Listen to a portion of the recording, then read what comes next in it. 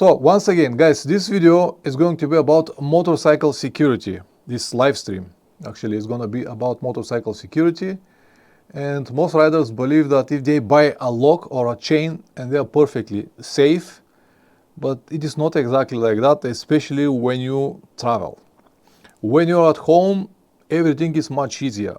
You can have your solid place, tough garage doors, alarm systems, any kind of security measures that you can have. But when you travel, things are a little bit different. You cannot have everything with you.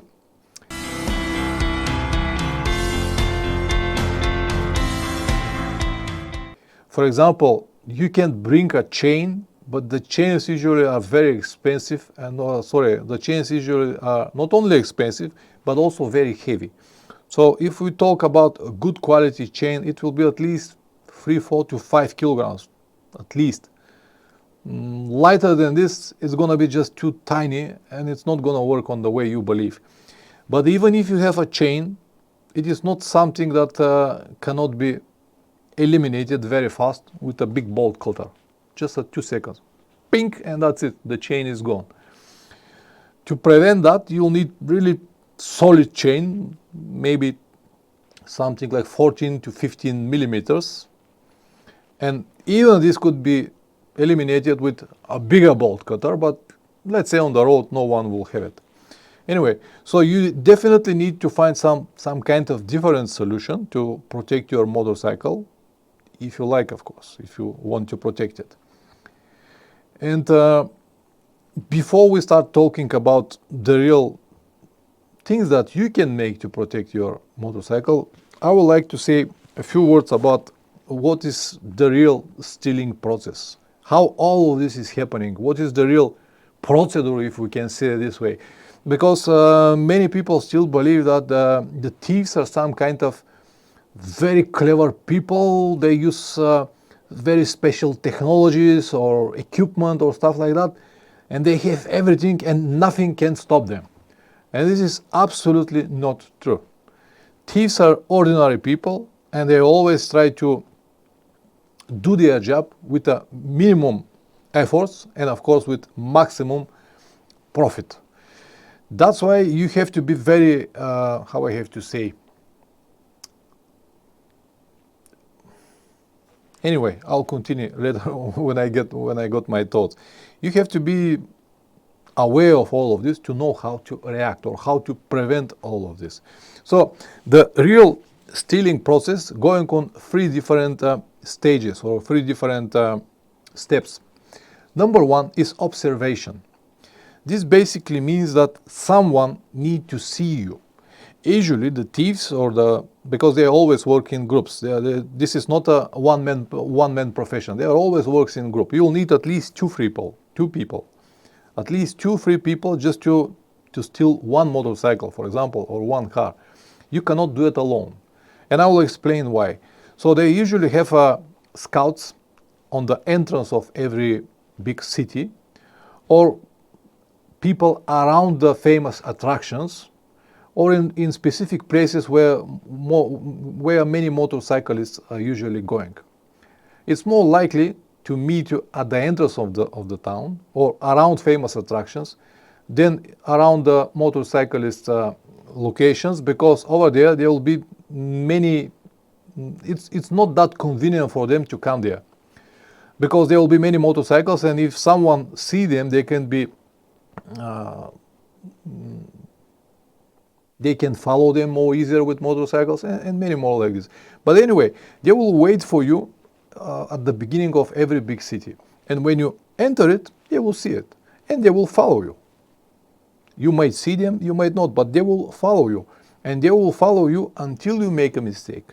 And 99% of people will make a mistake because you don't have the time. But they have all the time that they need it.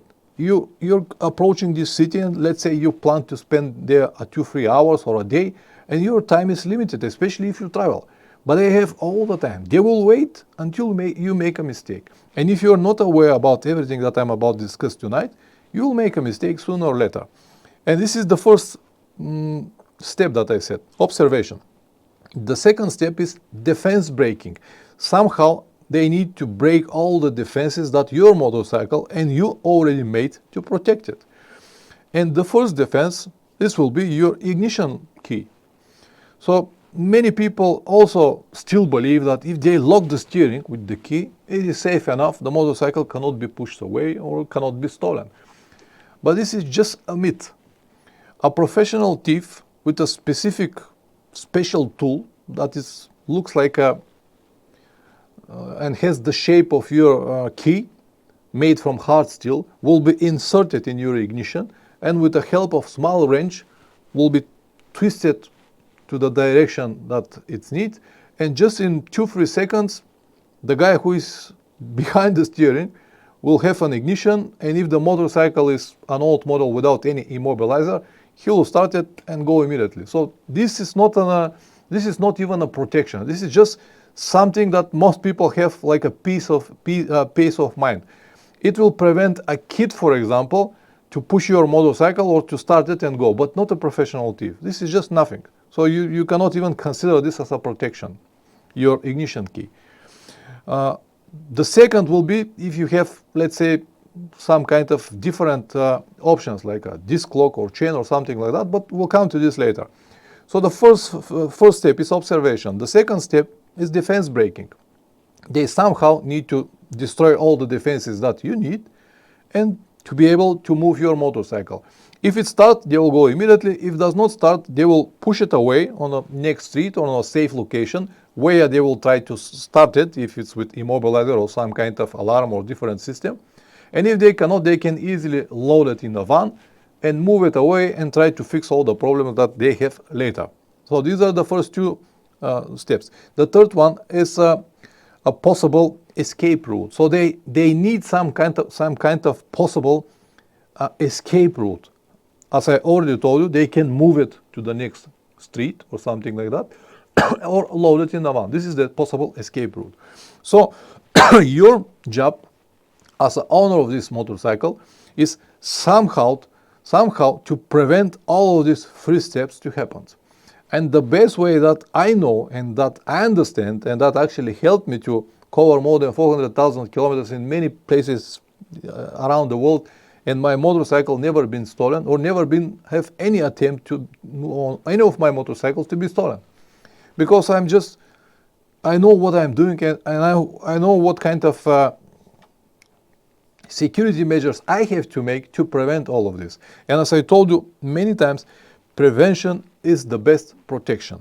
So now when we know these three steps, observation, defense braking, and possible escape route, we can work on the other way around or to reverse this process and try to eliminate them one by one. The first one is observation. So I told you, when you enter a big city or location with many people, someone will follow you. And your job is to try to see this person. And it is not that difficult. You might see it, you might not. If they are professionals, you're not going to be able to see them. But if you see them, if you notice that someone follows you or someone stopping where you stop, if you just notice them and show them that you already saw them, you can even stop next to them and say, guys, what are you doing? If you show them that you already saw them, I can guarantee that in 90% of the cases, these guys will just go because they don't want problems. They will understand that you're not an easy target. You saw them. You can call police. You can point it to someone else, and they might have a problem. So we'll definitely, as I said, 90% of them will just immediately go. The rest 10% might not. But for the rest 10%, you have 2 more steps to cover during that process, right? So in some situations, in some locations and regions, like Sao Paulo, Brazil, or Rio de Janeiro, Brazil, or many different places around the world, this might not work, because in many of these places, the thieves might be a little bit more aggressive. They might also have firearms, and they might even get you out from the motorcycle and just steal it the other way without any needs to destroy your defenses or stuff like that. But these are completely different situations, and most of them are Not always truth, but anyway, I have been to Brazil, spent many kilometers in Brazil. I haven't seen anything like that. But I have been told that in places like Sao Paulo and Rio de Janeiro, if you have very expensive motorcycle, the risk is very high. But as I said, this is a topic probably for another video or another stream. Now, let's go to the second. So first is try to see them when you enter. Just be careful who is riding behind you all the time, or your surroundings. Watch your surroundings. If they are professionals, if they are good, you won't be able to see them. That is normal. But you still have 2 more steps to cover and to find a solution before they steal your motorcycle. So the next one is going to be when you need to park your motorcycle. Even when you moving through the town, and even when you try to find a specific place to park your motorcycle, you continue looking around you and your mirrors, who is behind you, because you might not see them when you enter the town, but when you're changing directions all the time, left, right, you're looking for your location, whatever place you want to go, you have to change the direction many times, and you continue looking who is behind you. And finally, when you reach the place that you wanted to stop, let's say a nice coffee or a restaurant or your hotel or attraction that you want to visit, don't park your motorcycle on the first possible place that you can find over there. Spend a couple of minutes and try to find a place that will be safe for your motorcycle. And what I mean by that, where I usually stop. So I usually stop in places that are very busy with a lot of people. The best will be in front of a busy coffee. You know, especially in the summer when we travel, all the coffees, they've got tables and chairs outside, and all people just sit basically on the street. You can park your motorcycle next to that coffee, just a couple of meters away from these people. And if you have a disc lock, and you should have a disc lock, this is the minimum that you can have with you, you can lock your motorcycle, of course, lock your steering, lock your front wheel with the disc lock, and then you can go. In this situation, when the people are very close to your motorcycle, the thieves won't risk to go over there and try to destroy or remove your disc lock. If you don't have disc lock, a thief with a helmet, for example, can easily go to your motorcycle, pretend that he is the owner, put the ignition and go. And I don't think that anyone will notice, especially on a busy street. But when they need to destroy something that is made to protect your motorcycle, like your disc lock, and by the way, the disc lock that I used is from a brand named Abus, and the model was Granite X68 Plus or something like that. I'll have it on the video tomorrow. You can see it, and I'll have a link in the description as well. So this is very solid disc lock. It cannot be pick lock that easy. Actually, I have seen only one person pick lock it on YouTube, but he was a professional. What was the word? Locksmith, professional locksmith, and it took him a while, and also he had a very professional tool to do it. But even so, it took him a while, and he also know exactly what to do. So for a normal person that never touched this before, or even for some kind, even if the person has some kind of pick locking skills, I don't think that will be even possible to do it. But anyway, even if it's possible, it will take time. So someone from the coffee might notice that a person is over there trying to do something and might alarm police.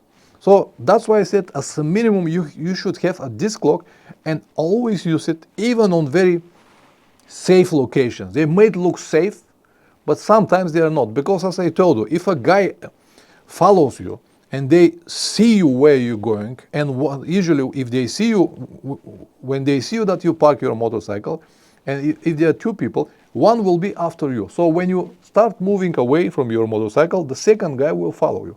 And nowadays, with these telephones and all the technologies, they will be on open line all the time. So that second guy who is going to work on your motorcycle will know at every given moment where are you at the moment. So the second guy can work very seriously on your motorcycle and without even worry that you will see it. And if they see you, you're away, and the people from the coffee, maybe someone noticed that you stopped, maybe not. But if a motorcyclist or guy with a helmet approach the motorcycle, they won't even see the difference that it's not the real owner and someone else. I hope that you understand what I mean.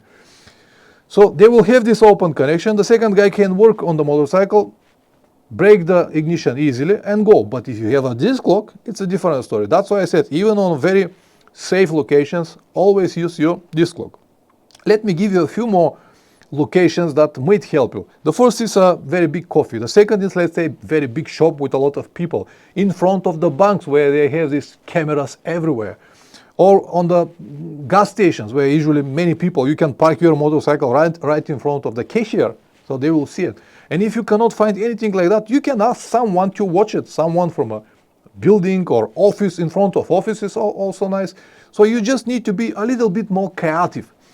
Even if you risk, let's say, for example, to go with your motorcycle on the pedestrian area and risk to have a fine from the police, which is not very usual, but it might happen in some countries, I will rather prefer to have a fine instead of someone steal my motorcycle, right? I guess that you're the same.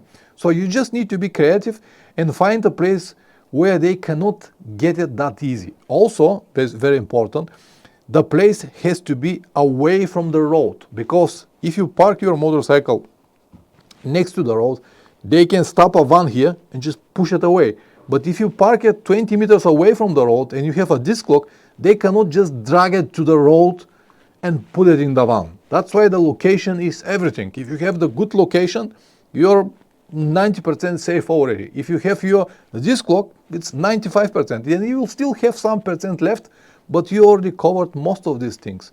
So you basically can combine step 2, defense braking, and step 3, escape route. You can combine them at one. Because if they don't have escape route, how to push your motorcycle or where to go with your motorcycle if it does not start, or even if it starts, you actually breaking all of these rules and breaking their routine, and they cannot do it. So once again, good location, disc lock, it's usually more than enough. But if you want one more barrier, then you can add another one, which is already a specific software. You can have a GPS tracker, alarm system, or whatever you like. Alarm systems are usually good options, but they are not cheap and they tend to drain the battery power, which might be a problem on some models. And also, what I know from alarms, that they usually owners get pissed off of the alarms because they scream all the time and finally they just remove it or they drain their batteries. What I have on my motorcycle, it's a combination between alarm and a GPS tracker. It's a device made from Monimoto. It's a Lithuanian company. It is actually, as I said, device between alarm and GPS tracker because it works like alarm. But the GPS tracker works only if someone steals your motorcycle. What it basically do and what it basically is, there are two different devices. Let's imagine two different devices like this. One stay on your motorcycle all the time, and the second stay on my pocket. And if these two devices are separated for some reason, let's say someone take your motorcycle and go without the second chip, the app immediately call on your telephone and start to sending you locations every 10 or 20 seconds. And in this situation, first you will be informed that someone moved your motorcycle. Let's say you're moved away to watch something, and then your telephone starts ringing and you will know that someone touching your motorcycle, so you can run back and eventually catch him. If you cannot, if you're not fast enough or you're far away, you will have on your telephone the GPS location of your motorcycle. Every 10 or 20 seconds you'll have a GPS location, so you can call police or you can jump in another motorcycle or car and try to follow this motorcycle. Of course, this is not 100% safe, because if they knew it in advance or if they are prepared well, they might have a specific devices that are named silencers. These things actually block all GPS signals and your device won't work. But this is in very rare situations, and especially if the motorcycle is nothing special, they won't even guess that you might have something like that, especially with old models or something budget models. If you have very expensive top luxury model, it is maybe possible to have, but not with budget models. And the device that I have cost, I don't know, like $100 and something. It's not something expensive and almost everyone can afford it. And the good news is also that this device can be used to anything because it has independent batteries in, not rely on the motorcycle battery. So you can have it in your, when you don't need it on the motorcycle, you can keep it in your car, your camper, your ball. You can put it in the pocket of your wife if you like, anywhere. It's very useful device. I worked with this company since 2018. I know them very well, and I have this. This is my third or fourth device that I already have, because they upgrade it every 2-3 years. They have a new model with small boxes and small chip and stuff like that. But anyway, so now you have 3 different layers of protection. First is your awareness. You have to know what is happening. The second is to pick a good location. Good location. I told you what are the good locations. And the third is to have some kind of defense mechanism.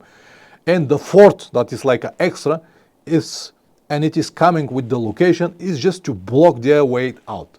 And with these protections, I can guarantee that, as I told you before, like 95% of the cases will be eliminated. And you will still have 5%, but if, or in my opinion, what I always say, that if someone is able to steal my motorcycle with everything that I have done, he's professional and deserves it to have it. For example, I never leave things like that. I live in now a very safe area, basically no people around, and all the neighbors are always here. I have a very solid garage doors. No one can just destroy it like that. I have alarm system on my garage, but even so, my motorcycle is always locked with this disc lock that I told you in the garage. And the key of my motorcycle is here in the house. I never leave just like that anything, because I lived in different worlds. In the 90s, when I was young person here in Bulgaria, we had a massive problem with the crime. Cars and motorcycles were like, poof, 20 in our town, that is 300,000 people, we were having between 20 and 30 cars per day stolen, and at least 20 motorcycles per day. It was a disaster.